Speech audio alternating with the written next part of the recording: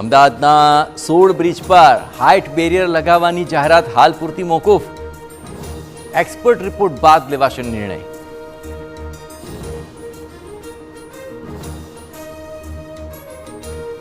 એફઆરસીઓની ભરતીને લઈને શાળા સંચાલકો મેદાને.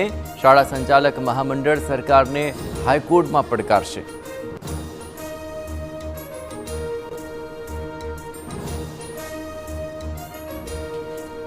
રાજકોટમાં નશાના વાવેતરનો પર્દાફાશ. અણિયારા ગામમાંથી 1.11 કરોડની કિંમતના ગાંજાના છોડ જપ્ત.